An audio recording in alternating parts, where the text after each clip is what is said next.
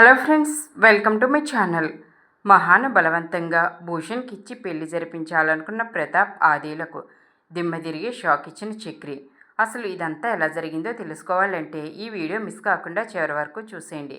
పొదరిల్లు review కోసం ఇప్పుడే మా ఛానల్ సబ్స్క్రైబ్ చేసుకోండి. మహా అయితే చక్రి కోసం ఎదురు చూస్తూనే ఉంటుంది. చాలా కంగారు పడుతుంది. అయ్యో, చక్రి వెళ్ళననే చెప్పాడు, కానీ నేనే బలవంతంగా పంపించాను. ఇప్పుడు తనకి ఏదైనా అయితే నేను ఆ ఇంట్లో వాళ్ళకి సమాధానం చెప్పుకోవాలి కదా అని బాధపడిపోతూ ఉంటుంది.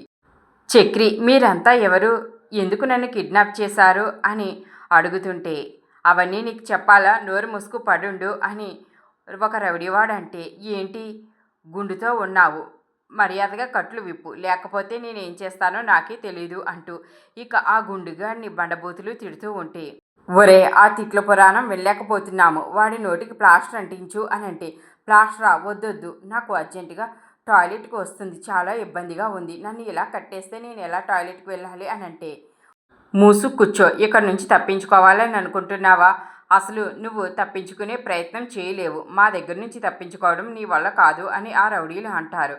ఇక వీడిని బాగా కొట్టండిరా అని అంటే ఇంకొక నలుగురు రౌడీలు వచ్చి కర్రలు తీసుకుని చక్రిని బాగా కొడతారు. అదంతా వీడియో తీస్తుంది చక్రిని కిడ్నాప్ చేసిన ఆవిడైతే.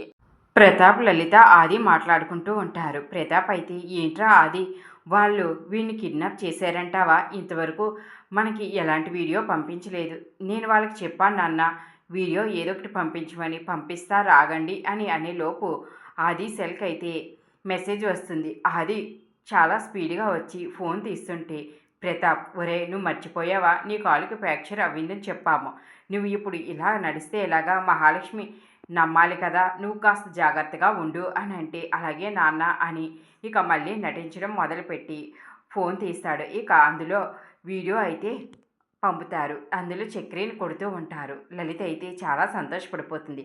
వాడిని బాగా కొట్టండి, లేకపోతే గొప్పింటి అమ్మాయిని, నా కూతురినే తీసుకువెళ్ళిపోతాడా వాడు, నా మహాలక్ష్మి ఈ ఇంట్లో ఎంత గొప్పగా ఉండేది, ఆ పేదరికంలో వాడింట్లో ఉండటే నాకు అసలు నచ్చడం లేదు, నా కూతురికే వల వేస్తాడా, వాడిని అసలు వదిలిపెట్టకూడదు, బాగా కొట్టండి, బాగా కొట్టండి అంటూ లలిత అంటుంటే, ఇక అప్పుడే మహా అయితే అక్కడికి వస్తుంది. మహా ఎక్కడ వాళ్ళ మాటలు విన్నదో అని ప్రతాప్ చాలా కంగారు పడిపోతాడు. ఆది కూడా టెన్షన్ పడిపోతాడు. మహా అయితే వాళ్ళ మాటలు ఏమీ వినిపించుకోదు. ఏంటి, ఏం మాట్లాడుకుంటున్నారు అని అంటే, ఏం లేదు, ఆ చక్రి డబ్బు పట్టుకుని మాయమైపోయాడు అని ఆది అంటుంటే, ఏంట్రా, నీకేం తెలుసు, నీకు ఎన్నిసార్లు చెప్పాలి, చక్రి అలాంటివాడు కాదు అని అంటుంది. అప్పుడే హారిక కూడా అక్కడికి వస్తుంది. ఏంటి, వాడి గురించి నీకు ఏం తెలుసు అనుకుంటున్నావు, అయినా 100 రూపాయలు కనిపిస్తేనే అన్నదమ్ములే ఆగరు, అలాంటిది ఈ చక్రిగాడు ఇంత డబ్బు కనిపిస్తే ఇది తన సొంతం చేసుకోవాలని మాయమైపోయి ఉంటాడు. ఇంకేముంది, ఇప్పుడు వాళ్ళు ఇంటికి వెళ్ళినా వాళ్ళు కూడా 4 రోజులు ఏదో అక్కడ ఉంటారు, ఏమడిగినా తెలీదు అని అంటారు. 4 రోజుల తర్వాత చక్రి రమ్మన్న ప్లేస్కి వెళ్ళిపోయి నలుగురు డబ్బు పంచుకుని ఆనందంగా జీవిస్తారు. అదే ఆ చక్రిగాడి ప్లాన్ అంటుంటే, ఏంటి, నువ్వన్నీ దగ్గరుండి చూసి మాట్లాడుతున్నావు, నేను ఆ మనిషి ఏమయ్యాడా, వాళ్ళ ఇంట్లో వాళ్ళకి ఏం సమాధానం చెప్పాలా అని టెన్షన్ పడుతూ ఉన్నాను, నేను హామీ ఇచ్చి చక్రిని ఇక్కడికి తీసుకువచ్చాను, తను రానని చెప్పాడు, అయినా సరే నేను తీసుకువచ్చాను, ఇప్పుడు తను కనిపించడం లేదని నేను ఇంత కంగారు పడుతుంటే మీరు డబ్బు కోసం మాట్లాడుకుంటున్నారేంటి, లలిత, పోతే పోయింది, ఇక వాడు దొంగవాడని తెలిసిపోయింది కదా, ఇక అలాంటి వాడి గురించి నువ్వు ఆలోచించాల్సిన అవసరం లేదు అని అంటుంది.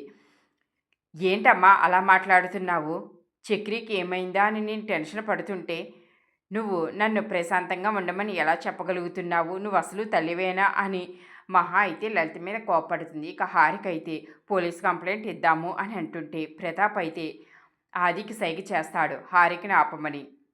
ఆది అయితే, ఏం మాట్లాడుతున్నావు, ఆ డబ్బు గురించి లెక్కలు చూపించాలి, ఇప్పుడు పోలీసులు ఏ వివరాలు అడిగినా పోలీసులకు తెలియకూడదు అని అంటే, ఏంటి, అది కష్టపడిన డబ్బు అన్నారు, కానీ ఇప్పుడు లెక్కల గురించి మాట్లాడుతున్నారు అని హారిక అంటుంటే, నీకు ఆ విషయాలు ఏమీ తెలియవు, నువ్వు మాట్లాడకుండా సైలెంట్గా ఉండు అని అంటుంటే, లేదండి, చక్రి చాలా మంచివాడు, అలాంటి పని చేయడు, వాళ్ళ అన్నదమ్ముల్ని కూడా నేను చూశాను, వాళ్ళు పేదరికంలో ఉన్న చాలా పద్ధతి గలవారు. మహా చెప్పినట్లే వాళ్ళు అసలు ఇలాంటి నేరానికి పాల్పడరు అని హారిక కూడా వాళ్ళని వెనకేసుకు వస్తుంటే, నువ్వు మాట్లాడొద్దన్నానా అంటూ ఆది గట్టిగా బెదిరించేసరికి హారిక అయితే రూమ్లోకి వెళ్ళిపోతుంది. మహా అయితే, ఏంటి వదినని బెదిరించినట్లు నన్ను బెదిరించాలని చూస్తున్నావా? నేను అసలు ఊరుకోను.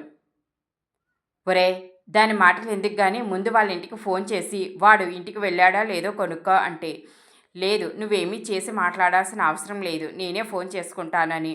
ఇక మహా అయితే రూమ్లోకి వచ్చి పెద్దికి ఫోన్ చేస్తే పెద్ది చాలా సున్నిత మనస్తత్వం కలవాడు. కంగారు పడిపోతాడు చక్రికి ఏమైందా అని. కేశవ్కు ఫోన్ చేసి మాట్లాడదామని కేశవ్కి అయితే ఫోన్ చేస్తుంది. కానీ కేశవ్ అప్పటికే వేరే కాల్ మాట్లాడడంతో మహా అయితే, ఏంటి ఈ కేశవ్కి ఎన్నిసార్లు ఫోన్ చేసినా ఫోన్ తీయటం లేదు, నాకు చాలా కంగారుగా ఉంది అనుకుంటుంది. పెద్దికి ఫోన్ చేద్దామా అంటే, అమ్మో పెద్దిని ఇబ్బంది పెట్టడం ఎందుకు అనుకుని అలా వెయిట్ చేస్తూ ఉంటే కేశవ్ ఫోన్ మాట్లాడగానే, ఏంటి ఆవిడ నాకు ఫోన్ చేసింది, ఇన్ని మిస్డ్ కాల్స్ ఉన్నాయి అంటూ చాలా కంగారు పడుతూ కేశవ్ అయితే మహాకు ఫోన్ చేస్తాడు. ఏంటండి ఇన్నిసార్లు ఫోన్ చేశారు అని అంటే, చక్రి అక్కడికి వచ్చాడా అని అడుగుతుంది. చక్రి ఇక్కడికి రావడం ఏంటండి, మీ దగ్గరే ఉన్నాడు కదా అని అంటే, తను ఉదయం అనగా వెళ్ళాడు, ఇంకా రాలేదు, ఫోన్ చేస్తుంటే తన ఫోన్ కలవటం లేదు అని అంటుంది. ఏంటి చక్రి రాలేదా అని కేశవ్ కూడా చాలా కంగారు పడతాడు. అంటే ఒకవేళ అక్కడికి వచ్చాడేమో అని ఫోన్ చేశాను అని మహా అంటుంది. లేదండి ఇక్కడికి ఏమీ రాలేదు, మీకు ఒకవేళ చక్రి ఫోన్ చేస్తే నాకు ఫోన్ చేసి చెప్పండి అని మహా అయితే ఫోన్ పెట్టేస్తుంది. కేశవ్ అయితే ఏమైంది, ఇక చక్రి వాళ్ళ మావగారి గురించి చెప్పిందంతా గుర్తు చేసుకుంటాడు. వెంటనే మాధవ్ దగ్గరికి వెళ్తాడు. జరిగిన విషయం అంతా కేశవ్ అయితే మాధవ్తో చెప్తాడు.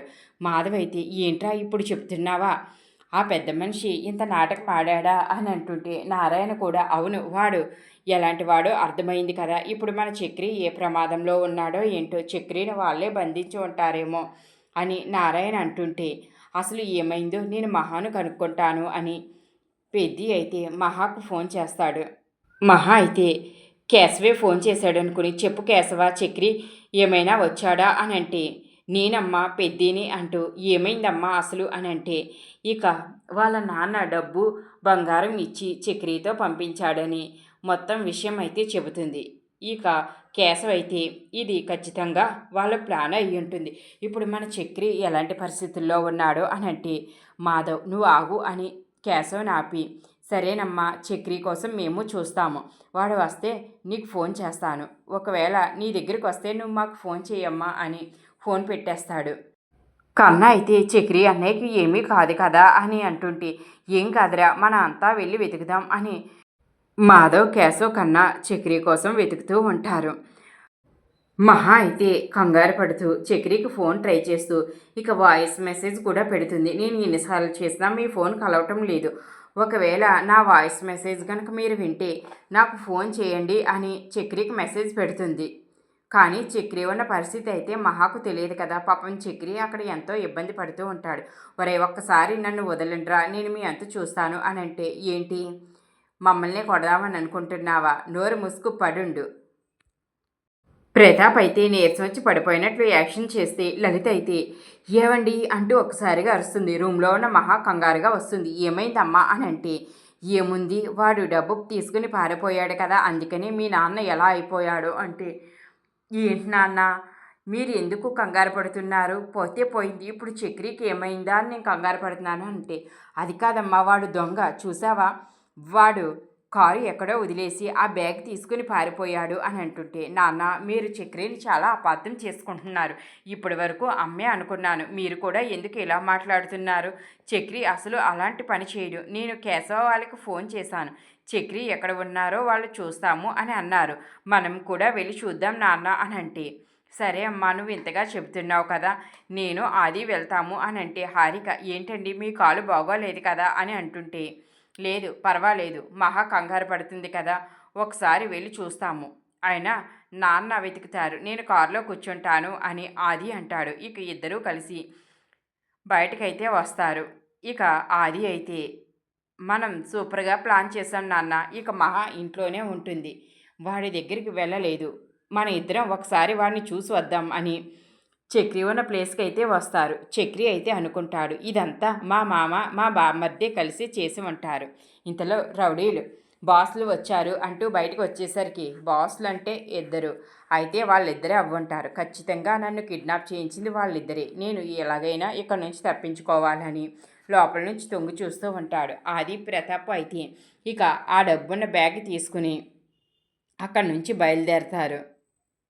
చక్రి వీళ్ళు ఖచ్చితంగా ప్లాన్ ప్రకారమే నన్ను ఇరికించారు. అయినా ఆ రోజు మామ ఛాలెంజ్ చేశాడు కదా, నన్ను మహాకు దూరం చేస్తానని. ఇప్పుడు తన ప్లాన్లో భాగంగానే నన్ను ఇక్కడ కిడ్నాప్ చేయించాడు. నేను ఇలాగే ఉంటే మహాను ఏం చేస్తారో ఏంటో, ఇక్కడ నుంచి ఎలాగైనా తప్పించుకోవాలని అక్కడ చాకు కనిపించడంతో చక్రి అయితే ఆ చాకు తన కాలుతో లాక్కుని జాయిగా తన కట్లయితే విప్పుకుంటాడు. ఈ రౌడీలు ఇక సాయంత్రం అవ్వేసరికి మందు తాగుతూ ఉంటారు. చక్రిని కట్టేసి ఉంచాం కదా, వాడు తప్పించుకోలేడు అని ధీమాగా వాళ్ళు మందు కొడుతూ ఎంజాయ్ చేస్తూ ఉంటారు. చక్రి జాయిగా చాకుతో తన కట్లు విప్పేసుకుని ఇక ఆ రౌడీలు మత్తులో ఉండగా అక్కడి నుంచి అయితే పారిపోతాడు. ఆది ప్రతాప్లు ఇక అంతా వెతికినట్లుగా ఇంటికి వస్తారు. నాన్న ఏమైంది, చక్రి ఆచూకీ తెలిసిందా అని మహాలక్ష్మి వస్తే, లేదమ్మా వాడు ఆ డబ్బు తీసుకుని పారిపోయాడు అని చెప్తాడు. కారు అక్కడే ఉంది, కారులో బ్యాగు మనిషి కనిపించడం లేదు అని చెప్పడంతో మహా లేదు నాన్న అనంటే, ఇక చాలు, ఇక ఆపే, నిన్ను ఎంతో ప్రేమగా పెంచుకున్నాము, నీకోసం ఎంతో దిగి వచ్చి ఆ లేని ఇంట్లో నేను ఒకరోజు ఉన్నాను. నువ్వు ఎక్కడా ఇబ్బంది పెడకూడదని అల్లుడి గారికి మంచి బిజినెస్ పెట్టిద్దాము అని అనుకున్నాను. కానీ వాడు నీచమైన బుద్ధి చూపించుకున్నాడు. ఇక వాడి గురించి ఆలోచించడం మాని ఇక జరిగిందంతా వదిలే, నీకో మరొక మంచి సంబంధం చూసి పెళ్లి చేస్తాము అని అంటుంటే అప్పుడే భూషణ్ అక్కడికి వస్తాడు. ఏంటి మావయ్య, ఇంకొక సంబంధం ఎందుకు? నేను మహా కోసం ఎప్పటి నుంచో చూస్తున్నాను, నేనే తనను పెళ్లి చేసుకుంటాను అని అంటుంటే ఆది, ఏంటి బావా మీరు చెప్పేది, నిజంగా మహాను పెళ్లి చేసుకుంటారా అని అంటే, అవును నేను చేసుకుంటాను, నాకు మహా మొదటి చూపులోనే నచ్చింది, ఎలాగైనా తన్ని పెళ్లి చేసుకోవాలి అని అనుకున్నాను. కానీ ఇప్పుడు తన భర్త డబ్బు తీసుకుని పారిపోయాడని తెలిసింది, అందుకనే నేను ఇక్కడికి వచ్చాను. ఇప్పుడు మహాను నేను పెళ్లి చేసుకుంటాను అని అనేసరికి ఇక ఇంట్లోనే అన్ని ఏర్పాట్లు చేస్తూ ఉంటారు. మహా ఎంత చెప్పబోతున్నా సరే మహాను బలవంతంగా భూషణ్కి ఇచ్చి పెళ్లి చేయాలి అని అనుకుంటారు. ఇక హారిక చెప్పబోతున్నా సరే హారిక మాట వినిపించుకోరు. మహా అయితే ఏడుస్తూనే ఉంటుంది. ఏంటి వదిన, వీళ్ళు కావాలనే ఇదంతా చేసినట్లు ఉన్నారు అని అంటే, అవును మహా, వీళ్ళు కావాలనే చేశారు, నాకు ఇప్పుడే అర్థమైంది, కానీ నేను ఏమీ చేయలేను, నువ్వు చూస్తున్నావు కదా, పాపం చక్రి ఏమయ్యాడో అంటూ మహా బాధపడుతూనే ఉంటుంది. ఇక మహాన్ అయితే బలవంతంగా పీటల మీద కూర్చోబెడతారు. భూషణ్ అయితే మహా మెడలో తాళి కడుతూ ఉండగా అప్పుడే చక్రి అక్కడికి వస్తాడు. చక్రి వచ్చి మహా మెడలో భూషణ్ తాళి కట్టకుండా ఆపుతాడు. వెనకే ఇక కేశవ్, కన్నా, మాధవ్ వాళ్ళంతా కూడా వస్తారు. మహా చక్రిని చూసి చక్రిని హక్ చేసుకుని, చక్రి నీకేమీ కాలేదు కదా అని అంటుంది. నాకేమీ కాలేదు అని చక్రి అంటాడు. ఇక మహా చేయి పట్టుకుని చక్రి మహాను తీసుకువెళ్ళబోతుంటే భూషణ్ ఆది అడ్డుపడతారు. కేశవ్, కన్నా కూడా మర్యాదగా తప్పుకోండి, లేకపోతే మా చేతుల్లో మీకు అయిపోతుంది అని వాళ్ళకి వార్నింగ్ ఇస్తారు. ఇక ప్రతాప్ ఏమీ మాట్లాడకుండా ఆదిని పక్కకు జరగమంటాడు. మహా అయితే చక్రితో వెళ్ళిపోతుంది. భూషణ్ మళ్ళీ రెండోసారి కూడా పెళ్లి చేసుకోవాలనుకుని పాపం మహాలక్ష్మిని అయితే పెళ్లి చేసుకోలేడు. ఈ వీడియో నచ్చితే లైక్, షేర్, కామెంట్ చేయండి. ఇలాంటి మరికొన్ని వీడియోస్ కోసం మా ఛానల్ ఇప్పుడే సబ్స్క్రైబ్ చేసుకోండి. Thanks for watching.